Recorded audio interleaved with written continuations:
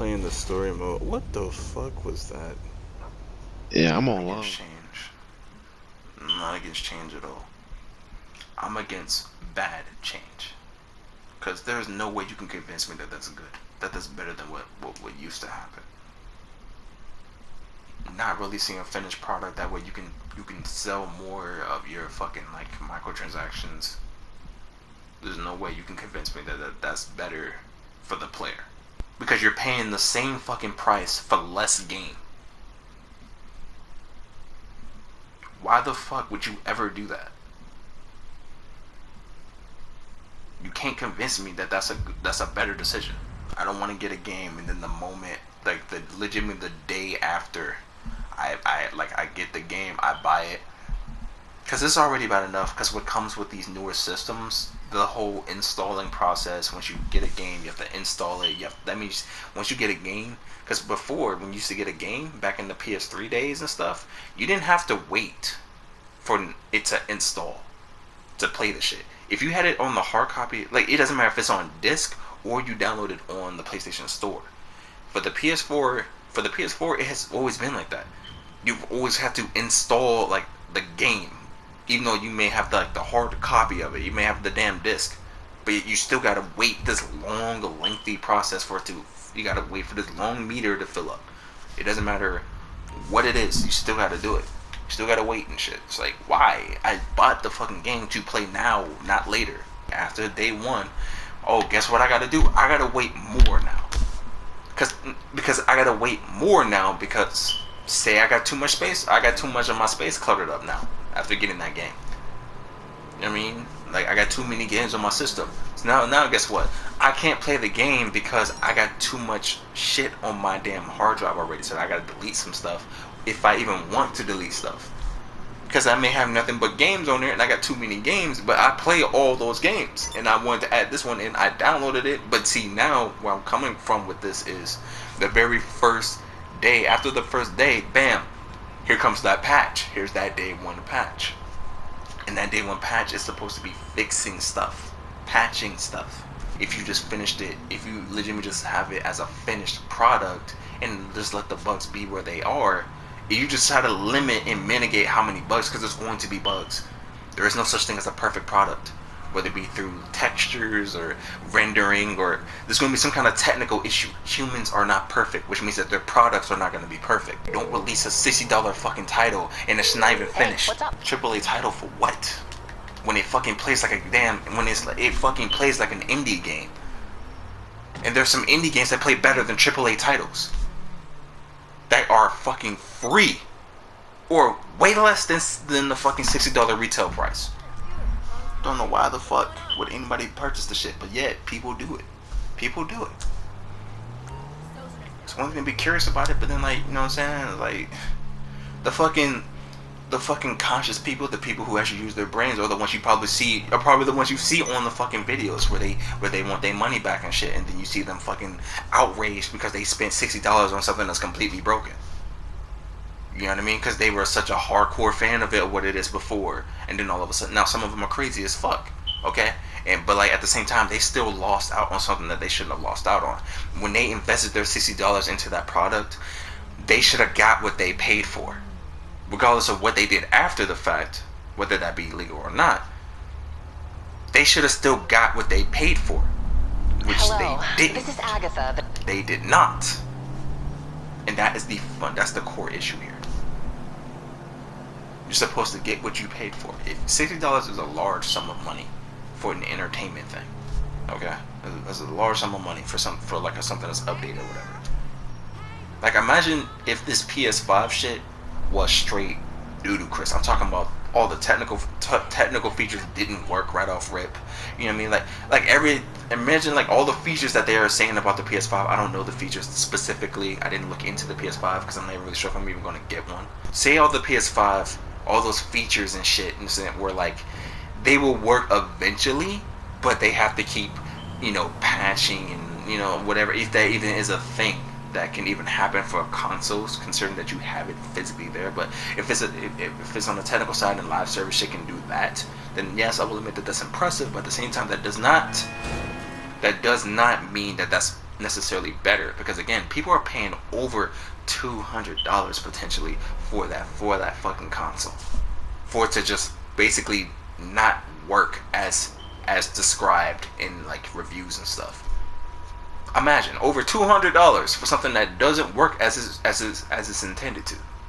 Imagine paying that much money for that. You still call me crazy though. You still call me like the fuck is he talking about? You don't understand. Like, you don't understand what's fundamentally wrong with it. Because you'll be like, oh well, it'll just fix itself in a while. But what if it doesn't? Or if it fixes itself, what if it's not at peak? Remember, you're paying full fucking price. You're paying full price. You're not paying like, I don't know, say if it's like $400. You're not paying $399. You're not paying like $250. You're not paying like half price for something. No, you're paying full fucking price, including tax. Including tax for something that is not all the way there technically, on a technical standpoint. It's not even there. And then you add in the games that you're going to throw into it too. It's a large investment. And imagine if that investment doesn't work properly. You're going to be pissed. At least you should be. That's the same shit with these fucking games. You invest $60. You invest, hell, $30, $45. Because again, $30, $45, it doesn't matter. $20, that shit can go somewhere else. Something way more important than a fucking video game. But no, you decided to place it there. I'm not blaming the consumer for making that money choice right there. They can do whatever the fuck you want to do with your money. You can do whatever you want to do. That's not the point I'm trying to make. The gaming industry and the way that they make these games, when they come out broken, it's not worth the consumer's fucking price. But then people still encourage this bad behavior with the simple mindset of it will get better with time, when it doesn't. Sometimes, arguably, it gets worse. Hell, with 2K, they fucking have people work on the next game when the current one is still broken. The current one, and all these fucking YouTubers, all they do is complain and bitch and whine and stuff, but nothing changes. Because they know at the end of the day, in the back of their mind, they know that all these motherfuckers who still bought the game are going to buy it again. They know they're going to buy it again. Like, you give them all this money, what does that money really go into though? What is that money going into? I know some of that goes into the fucking game. If majority of that is going into the game and this, like, and shit like that, shit like 2K20, 19 and shit, and games of like that are straight up trash, like, you should not, if that much money, it's like damn near $1 billion or something like that. It's a large sum of money going into a single product. I understand that time is an issue, okay? I understand all that. I understand all of that time, and you know the fucking dudes running, like they're running like over like I don't know, was it like over 100 man hours or some shit making the fucking games. Look, something has to change, bro. Something has to change, because at the end of the day, you're still charging people $60, and we're not getting what we paid for. The proof is in the gameplay. Cause fuck what it looks like, fuck the aesthetics. I don't give a damn how a fucking NBA player looks. To be honest with you, I don't give a damn. Cause I'm not paying for how a nigga look. I'm paying for the goddamn game. I'm paying for the gameplay. Almost won a damn car, ain't that a bitch? Almost. Cause I know that my opinion is flawed, and there's like a lot of like, it's not like the argument I'm trying to make here, I know it can be misconstrued, and on top of that, I know it can be like, you know, legitimately argued against. It's a controversial take. If the product still comes out as if niggas didn't even care about certain aspects of the game when they're paying full price with no extra benefits, I mean, to like make up for the flaws, when they're so like, because sometimes they're game breaking where they make no sense. Okay, like I think there was a previous 2K where like the demigod thing was like a fucking thing in its early stages. Let's not forget about the pushing in 2K19 that was in the early game. The pushing as well as the takeover stuff. The takeover stuff never left. I wish they would have taken that out of the game, but whatever. They never did. They took it out of 2K20, but you know, then there was that behind the back fiasco where, surprisingly to my knowledge, some people weren't even aware of. I don't know how the fuck you weren't aware of it when it was like probably one of the bigger issues in the game with how fast it was, just the speed of it. They shouldn't have taken it out of the game, I don't think, but it should have, the speed of it was just unrealistic, especially like the takeoff.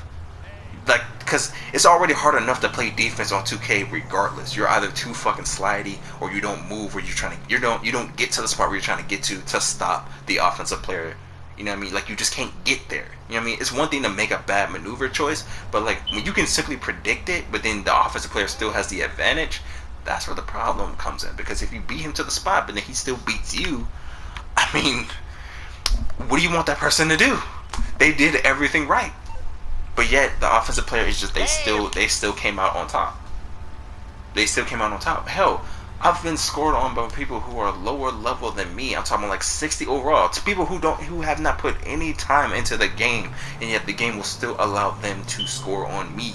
I'm talking about like shots like a dude will just go up on me. Like I'm talking like I'm standing straight there. I'm with I usually never ever play without a defensive build whatsoever. Like I usually always have some kind of defense to where it's respectable at very least. It's not the main thing I do, but it's still respectable to where some shit like that should not happen. And yet it does. Someone who legitimately just made a character, threw his ass online, and then he's scoring on me when I'm right there in his fucking face. And you mean to tell me that's not demoralizing? That makes me not want to like fucking not break my game, make me not want to throw my controller? I never do, because controllers and shit is very expensive. So I got a lot more self-control than some of these niggas online. But my God, it makes you want to just break something. It makes you want to punch something. It makes you want to fucking be like violent and volatile. I swear. And it's supposed to be a fun game. Remember, at the end of the day, 2K is a game where it's not a rage game. It's not a rage game. Okay, I can understand because of the competitive nature of it that it can induce rage. But at the end of the day, it's not rage. It's not supposed to be a rage game. It's supposed to be a game of fun. You know, you have fun playing it. That's what games are supposed to be in general. Fun. Unlike the games that are supposed to make you mad. Okay? Why the fuck did he just randomly stop? What the fuck was that? The Division 2. Let's talk about the Division 2. I wanted to like that game so badly because I liked the Division 1 so much. I only made like one or two videos on that. I played that game for a lot longer than just that one video. I played it for like a good long time. So when they announced the Division 2, I'll admit I was low-key hyped about it. I was like, cool, we about to get another edition. And I'm like, alright, bet. You know what I'm saying? I like that. I like those. Then we get the Division 2, and I was smart about mines because I was like, let me hold off. And my God, the reviews I started to see was the most disappointing shit I've ever seen in my life. Besides what I saw about Fallout 76 and whatever 2K came out that year. I think it was 2K19. I had high hopes for the Division 2. So I just said fuck it. I'm not gonna play it at least for a while. So I didn't play it all the way up until about, I want to say, sometime last year, maybe, whenever the fuck my first video on it was. That was around my time frame when I actually started to initially play it. I streamed the beta of it, but everything else I didn't play it again until after some time went by. I wanted there to be some fixes to the shit that I was seeing, but yet there was nothing. There was absolutely nothing being fixed, and it was clear because when I was playing it myself, I made a whole thing where I was looking at the damn tire for like one of the safe houses or whatever, one of the little towns or whatever the places that you go to. I forgot what the term is. One of the little side places that you go to. That's one of your safe havens. And I went there to fucking like just, you know, like, because I wanted to see if they fixed that tire issue where like it looked like some like trash that was just rolling around and something. Like it looked so fucking bad. It was like polygons and shit. It was horrible. No, in the final product that cost people $60, it was still there months after its fucking after its release date. Months. Not to mention the constant me getting error codes where I get logged out of the game randomly. And the Division 2 is one of these fucking games where if you don't have online, you can't play it. I cannot stand that about live service games right now. I can't. That's probably the number one thing I hate the most, other than the whole releasing a game when it's not finished. I cannot stand the fact that people who don't have a connection can't play a fucking game. You mean to tell me I could spend $60 on a game, but then I can't even just play the shit offline? Like the Division 2 and the Division 1 are both like that. It's like when that game would make the most, like that's one of the games that would make the most sense if you could play it offline. I'm playing in the world by myself. There is no at any point where I am forced to be around other players.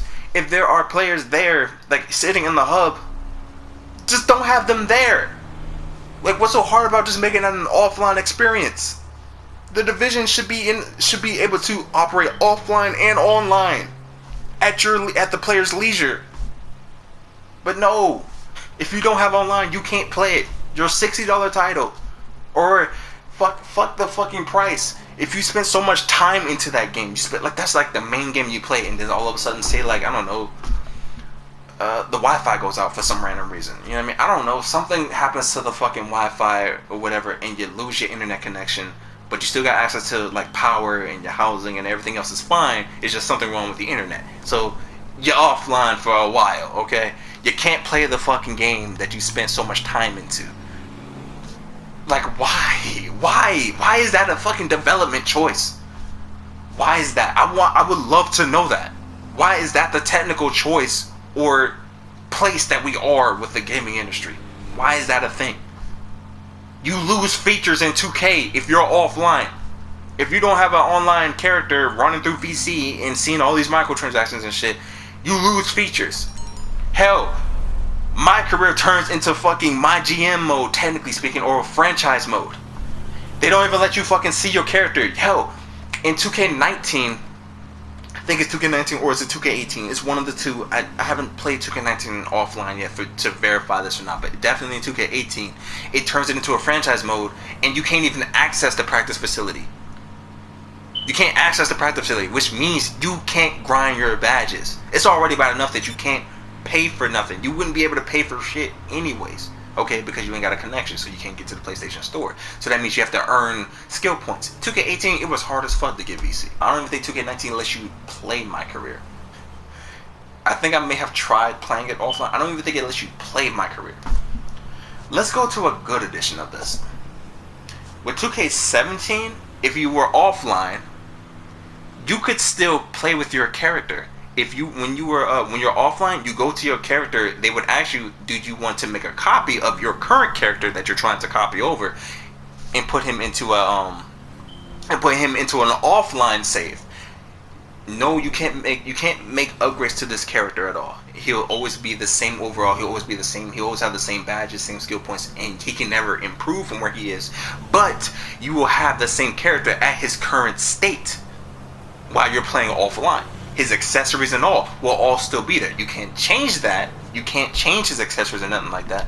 But from whatever you last had him at on My Career, as far as like his home in a way, his accessories and skills and all that shit, it's all there, ready for you whenever you need it. Whenever you want to play it, you can play with your character. How I know I did that because when I had to move around the time frame of 2K17, I didn't have a connection for a little while.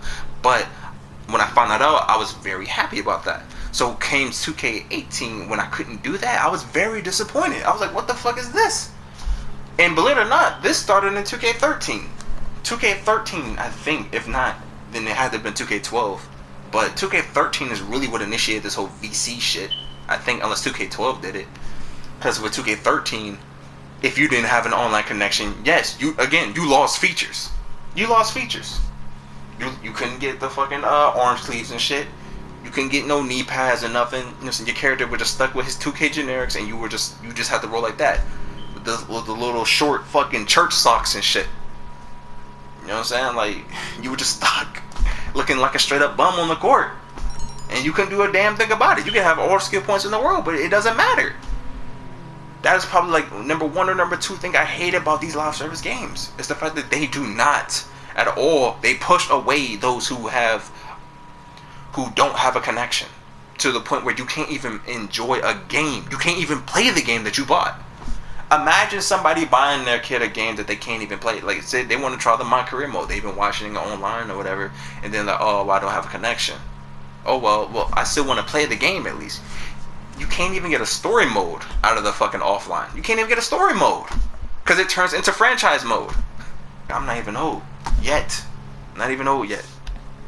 But damn, does it fucking make me feel like I'm old when I have to always constantly say, back in my day, back in my day, back in, way back in the day, because things were legitimately better back then. Unless this is all you know. I feel bad for those who didn't grow up back in that time. But like, damn, does that make me feel old though to say that? But it's the truth. I'm all for change. I'm not one of these old dudes that's just like, I don't want no change. It's got to be the way I want it to be. It's like, I'm all for change when it makes sense, when it's rational, when it's coherent.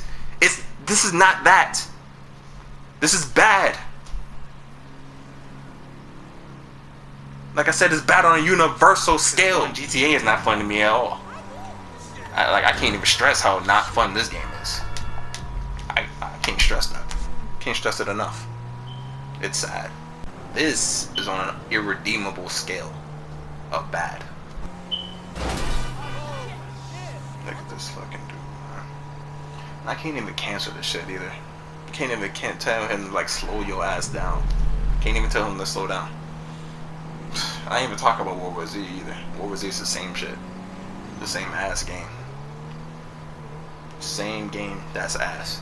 I didn't mean to say same ass game. I'd say same game that is trash. Let me see if I can tell him to stop. It didn't start. No, he's just gonna, he's going off the fucking, he's going off his rocker. Whatever. But WWZ, that game, unlike 2K in 2K's recent years and GTA, okay. What are you doing? What are you doing?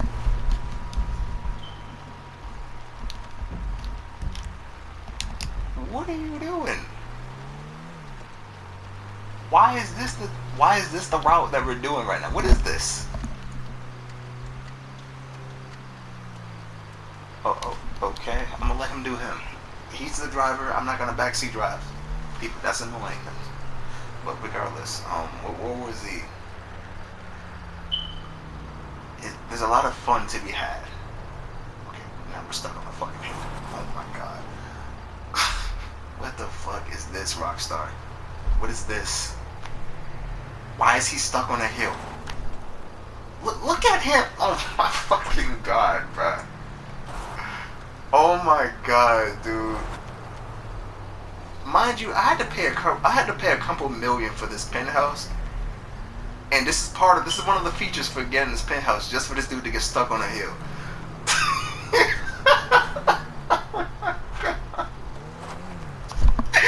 Nobody told him to go down there.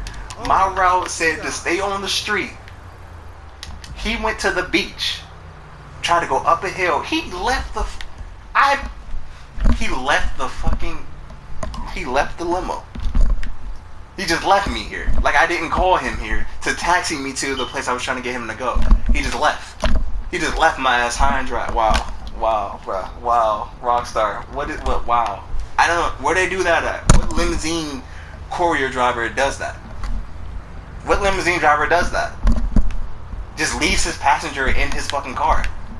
Mind you, these windows is tinted. I don't know what's going on. I'm like, why did he just leave? Did he go to take a leak? Did he go to pee? Like, why were we stuck? Why is the fucking thing on a damn incline? What is happening? I'd be genuinely confused and concerned about the situation. I don't know if I would even want to get out of the damn limo at this point, because I don't know what the hell is happening. But damn, trailing off and shit, man. What the fuck? He done left the damn car on and everything. I can't even get in the damn limo too. That's the thing about it. I gotta only get in the passenger seat. I think this might still count as my can I get in the car? Yeah, I can. He deadass got this fucking thing stuck. Wow. What an idiot. What an idiot, man. Paid over like $2 million for that damn penthouse just for that to be the case. What's up? damn limousine service is One not even limo work coming up. properly. And then, wow, yeah, then my shit spawns in, so it hit a car randomly. It's making me like trail off of my initial point here. Let's get back on topic here. There's fun to be had with that game. There's a lot of fun that can be had with it, but the way it structures itself. Is there even anybody in this car? Hello, I'm pressing circle. Go. Thank you. The game is fun, but like there's some things that are just wrong with it in terms of like how zombies move, how people like how the lurker works at times doesn't really make sense from like a physics standpoint. There's so many times where you can dodge that nigga but he'll still grab you. I mean, there's certain things that just don't work well. I can't tell you how many times I got fucking two-pieced by by 4 zombies and went down immediately. Like this has happened so many times where I'm just trying to melee, or you try to melee somebody right in front of you, but then you zoom off and you melee somebody who's like 30 yards away. And it's like, first of all, I didn't know that person was even there. Secondly, why didn't I just melee the guy in front of me? And if he died before I pressed L1, just have me swing and miss. Don't have me autocorrect to somebody else that I'm not there, because it's going to put me in a more dire situation. Why would I want that? Why would I want to melee somebody that I don't even know that's there? He's not, hell, that zombie that, oftentimes you'll melee a zombie that isn't even a threat to you specifically. He's not even a current threat to you. He's probably like getting electrocuted by the high voltage charge, the electricity thing. You'll melee and then you'll get stuck in the air. And because you can't jump in the game doesn't know how to handle that. So you'll just be stuck with like 3 or 4 zombies like standing underneath you. Just like I can't. And then there's the one part where if you're on like the right side, and sometimes zombies kind of come off of the roof, they'll just land on you, but like they'll just like be up there. They'll be standing above you. It's the weirdest thing ever.